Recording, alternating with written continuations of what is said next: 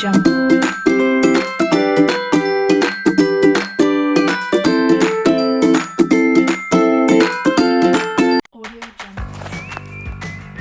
Assalamualaikum warahmatullahi wabarakatuh. Selamat pagi anak-anak. Jangan lupa untuk semangat supaya aktivitas kita yang kita lakukan pada pagi hari ini berjalan dengan baik, lancar. Bertemu lagi dengan Ibu dalam pembelajaran bahasa Indonesia. Setelah kemarin kalian melaksanakan PTS semester genap, nah kali ini di materi setelah PTS yang akan kita pelajari yaitu teks drama. Drama itu salah satu karya sastra, salah satu jenis pementasan, salah satu jenis tontonan yang banyak sekali orang suka karena dalam drama kita bisa melihat sisi lain dari kehidupan.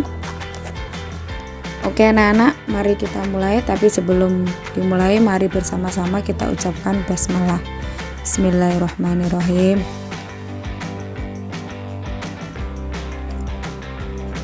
Oke, kompetensi dasar yang ada pada materi drama kali ini yang pertama yaitu mengidentifikasi unsur-unsur drama, baik itu drama tradisional ataupun modern, baik yang disajikan dalam bentuk pentas ataupun naskah.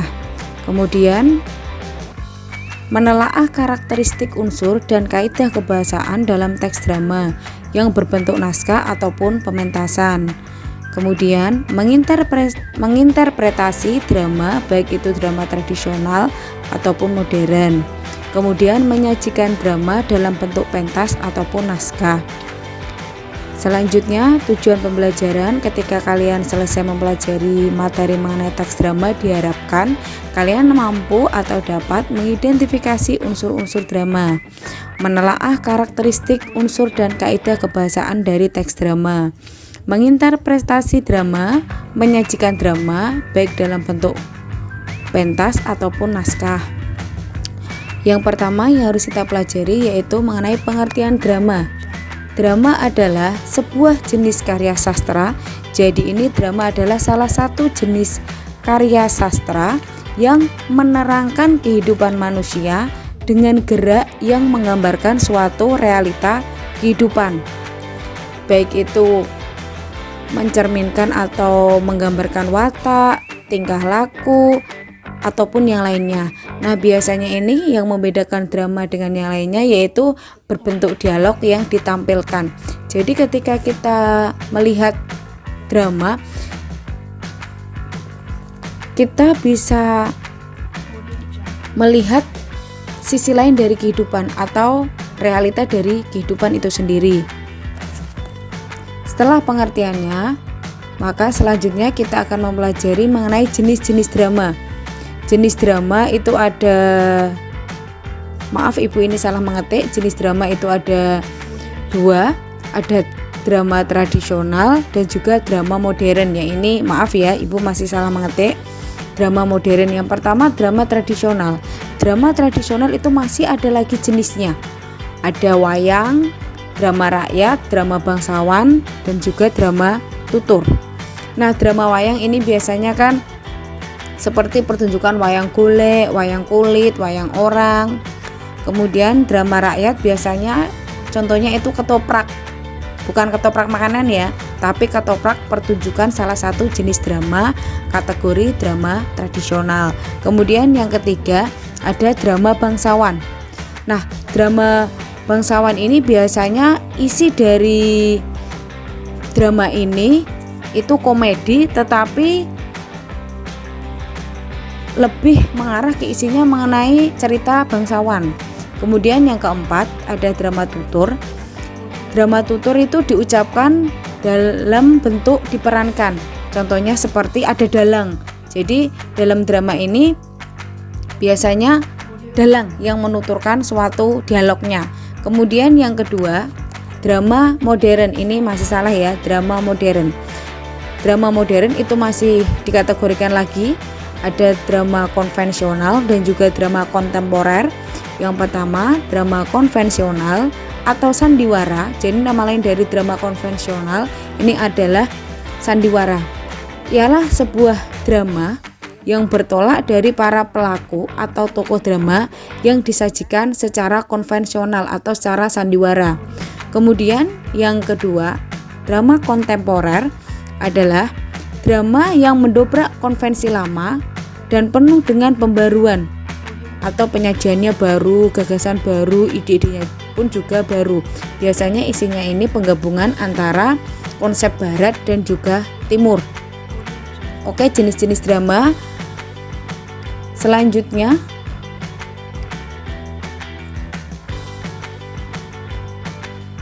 ciri-ciri drama. Ciri-ciri drama yang pertama yaitu dialog.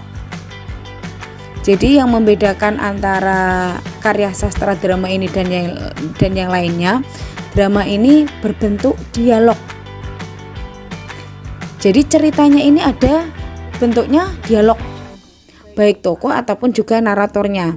Dan semua ucapannya itu ditulis dalam bentuk teks. Kemudian yang kedua, tidak menggunakan tanda petik. Karena dialog ini bukan merupakan kalimat langsung.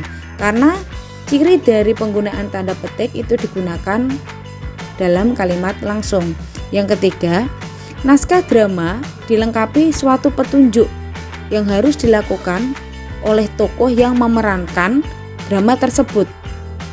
Biasanya kalau kita lihat naskah drama, selain ada dialog, biasanya ada dalam kurung. Biasanya itu ada kalimat, nah itu merupakan petunjuk yang harus dilakukan oleh si tokoh.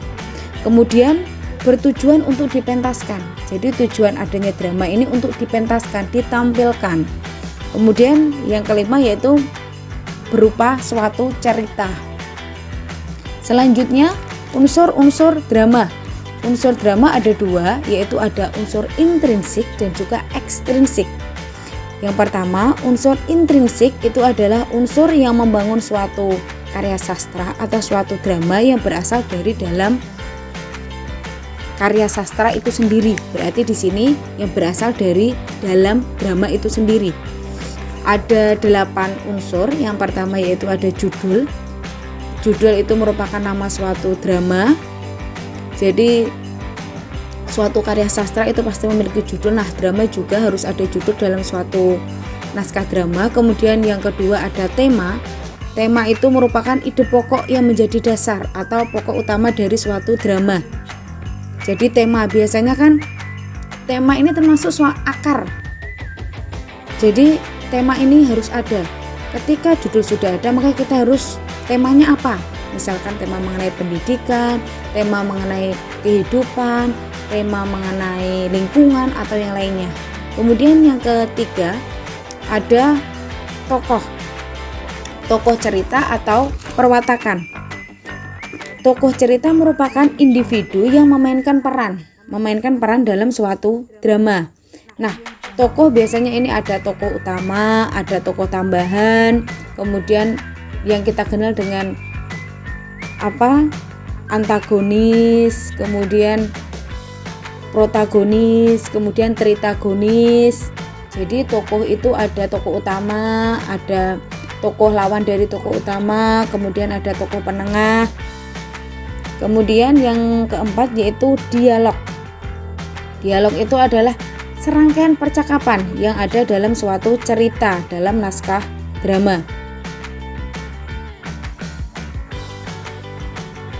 Nah, dalam pengucapan dialog ini harus disertai dengan gaya dan mimik wajah. Kemudian yang selanjutnya ada konflik. Konflik adalah masalah pertikaian ataupun pertentangan yang terjadi pada suatu drama.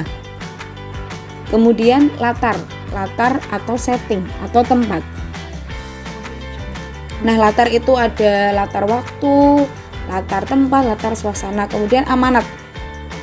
Dalam drama itu biasanya juga ada amanat, pesan yang disampaikan kepada penonton.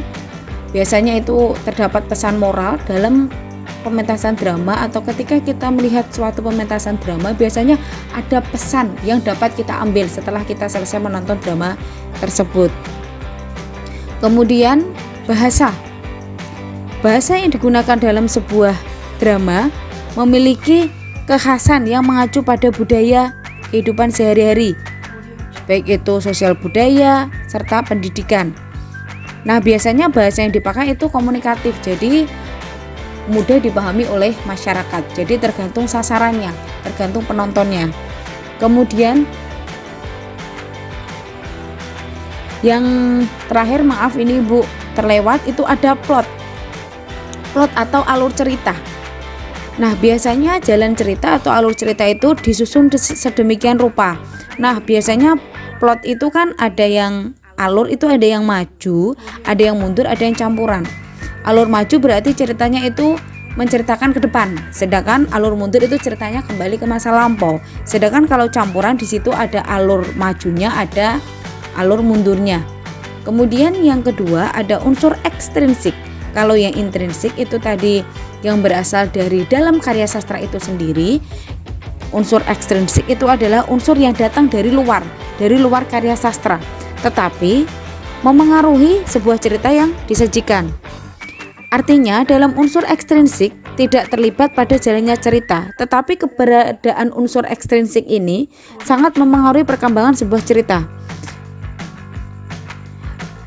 Unsur ekstrinsik sebuah drama itu ada faktor ekonomi, politik, sosial budaya, pendidikan, kesehatan, psikologi pemain dan kru, kebijakan pemerintah, dan yang lainnya.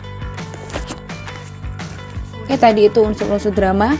Sekarang struktur dalam teks drama. Ada 3. Yang pertama yaitu prolog, yang kedua ada dialog, yang ketiga ada epilog. Yang pertama, prolog.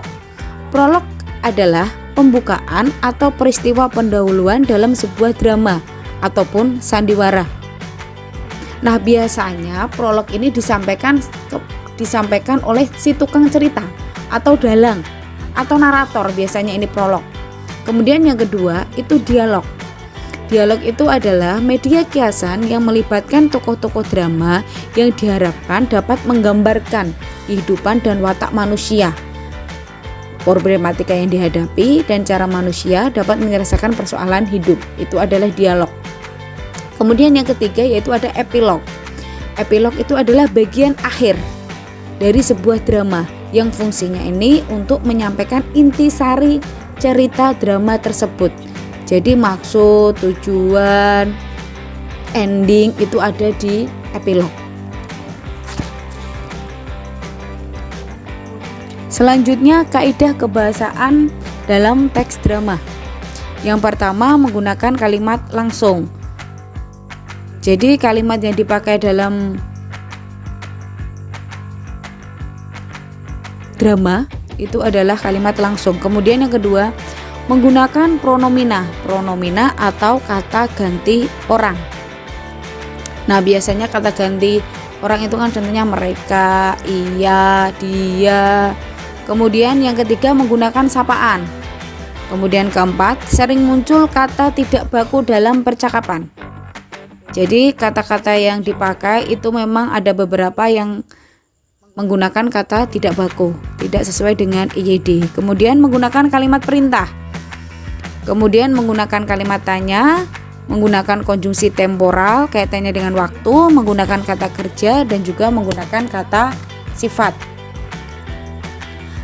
Kemudian langkah menulis drama. Supaya kita dapat menulis drama, maka hal yang harus kita lakukan pertama yaitu kita harus menentukan temanya terlebih dahulu. Kita tentukan dulu temanya.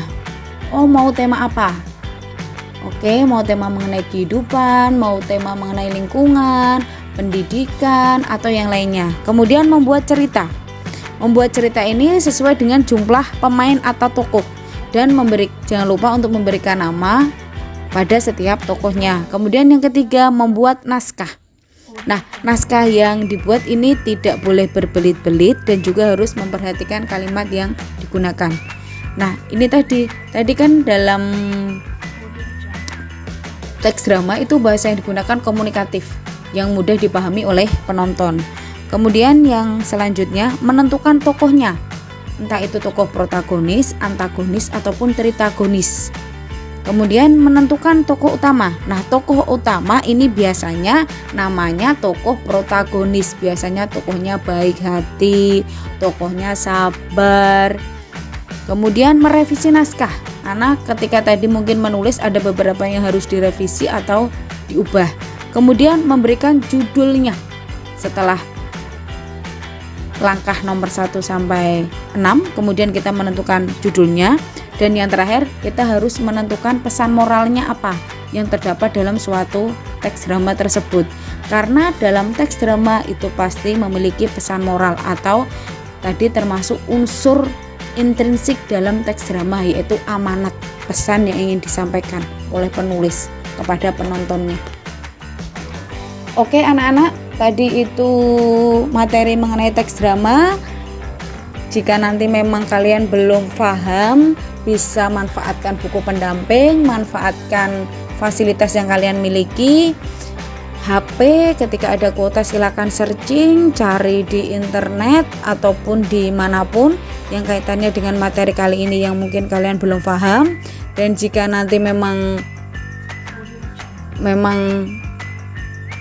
butuh penjelasan dari Bu Guru lagi, kalian bisa menanyakannya ketika nanti Vkon. Tadi setelah materi yang Ibu sampaikan, Ibu harap kalian dapat mengulang kembali karena dengan mendengarkan saja ataupun membaca sekali belum tentu kalian paham akan materi yang Ibu sampaikan. Butuh membaca berulang kali. Karena ini video di YouTube bisa ditonton kapan saja. Jangan malas untuk belajar. Karena kalau kalian malas, kalian yang akan rugi karena kalian tidak akan mendapatkan ilmu.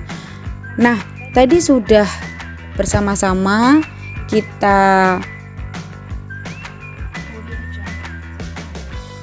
pelajari materi mengenai teks drama. Kemudian ini ada tugas dari Ibu, lembar kerja peserta didik. Nanti bisa kalian screenshot kalau memang kalian masih bingung langkah-langkah dalam mengerjakan. LKPD atau lembar kerja peserta didik ini adalah petunjuk atau langkah-langkah kerja yang harus kalian lakukan sesuai dengan tugas dari Ibu. Nah, di sini tugasnya yang pertama, kalian harus menyimak video pembelajaran daring. Nah, berarti video ini. Jika nanti mungkin menonton satu kali tidak paham, silakan untuk diulang kembali. Dan untuk memaksimalkan pemahaman kalian, bukalah buku pendamping siswa halaman 34. Buku siswa, buku pendamping silakan dibuka halaman 34, itu materi mengenai teks drama. Insya Allah bisa membantu kalian. Kemudian kalian silakan membuka buku siswa. Bu, saya tidak punya buku siswa. HP kalian manfaatkan dengan baik. Silakan untuk mendownload buku siswa revisi 2017. Di situ ada, buka halaman 199. Jadi dibuka halaman 199. Ini untuk memperkuat materi mengenai teks drama, karena mungkin dari buku pendamping saja kalian belum maksimal dalam memahami materi. Jadi untuk menguatkan lagi pemahaman kalian, silakan buka buku siswa halaman 199. Karena ini nanti juga ada kaitannya dengan tugas yang akan kalian kerjakan. Kemudian yang ketiga, bacalah dan pahami contoh teks drama yang berjudul Ketika Pangeran Mencari Istri. Nah, teks drama ini tidak ada di buku pendamping kalian atau tidak ada di LKS kalian, tetapi ada di buku siswa. Jadi kalau kalian nanti sudah mendownload, silakan dibuka halaman 199. Di situ ada teks drama dengan judul Ketika Pangeran Mencari Istri. Kalau nanti kalian belum mendownload, insya Allah nanti teks drama ini sudah ada di YouTube ini, dan juga nanti akan Ibu share ke kalian melalui wali kelas kalian. Paham ya? Jadi teks drama ini ada di buku siswa. Kalau kalian belum mendownload, juga ada di video ini, dan juga nanti akan Ibu share melalui wali kelas kalian. Kemudian petunjuk yang keempat, tentukanlah unsur-unsur yang terdapat dalam teks drama tersebut. Nah, unsur di sini itu ada tema, amanat, alur, penokohan, dialog, latar, dan bahasa. Jadi nanti kalian menentukan unsur intrinsik dari teks drama yang berjudul Ketika Pangeran Mencari Istri. Jangan lupa silakan dibaca terus, dipahami sampai benar-benar paham dan kalian dapat menentukan unsur-unsurnya. Jadi nanti dibuat seperti ini tabel tema, amanat, alur, penokohan, dialog. Oh, temanya apa, amanatnya apa, alurnya apa. Nah, setelah itu nanti kita bahas pada pembelajaran Vikon. Jadi pembelajaran Vikon nanti kita diskusi, kita membahas mengenai penugasan yang sudah Ibu berikan ke kalian. Ibu yakin ketika kalian aktif membaca, mengulang-ulang materi, cari referensi dari manapun, insya Allah kalian dapat mengerjakan. Jangan bilang sulit, jangan bilang gak bisa. Dicoba terlebih dahulu. Ketika kalian masih bingung, silakan WA Bu Guru. Kalian kan juga punya nomornya Bu Guru, punya WA-nya Bu Guru, silahkan. Tetapi pesan Bu Guru, ketika kalian WA Bapak atau Ibu Guru siapapun, gunakanlah salam terlebih dahulu, gunakan etika mengirim pesan yang baik. Ini dikerjakan di mana Bu? Dikerjakan di buku tulis saja.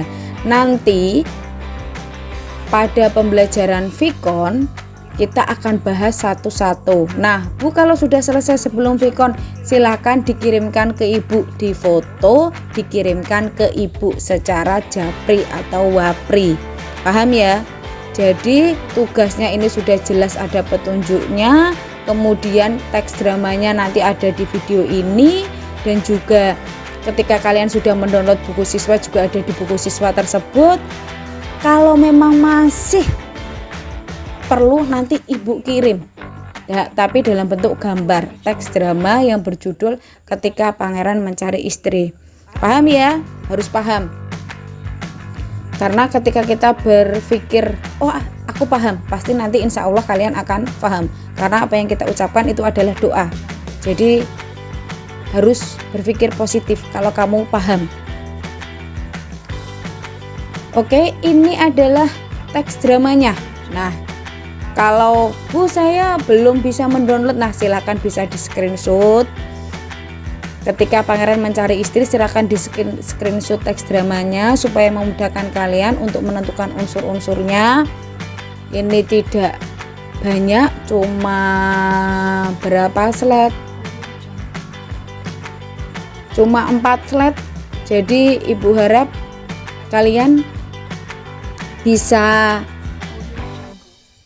memanfaatkan peluang, bisa lewat screenshot, manfaatkan. Oh, saya bisa download buku siswa, manfaatkan. Oke ya, terima kasih untuk pertemuan kali ini. Semoga apa yang Ibu sampaikan bisa bermanfaat untuk kalian. Insya Allah kalau kalian sungguh-sungguh pasti bermanfaat untuk kalian. Semoga kalian bisa mengerjakan tugasnya dengan baik sesuai dengan petunjuk dari Ibu, dan juga jangan lupa untuk memanfaatkan buku pendamping siswa dan juga referensi materi dari manapun. Itu saja materi kali ini Ibu akhiri. Terima kasih atas partisipasinya. Jangan lupa tetap semangat untuk belajar, dan juga Ibu pesan jangan tinggalkan sholatnya. Terima kasih. Mari bersama-sama kita ucapkan hamdalah. Alhamdulillahirabbil alamin. Wabillahi taufiq wal hidayah. Wassalamualaikum warahmatullahi wabarakatuh.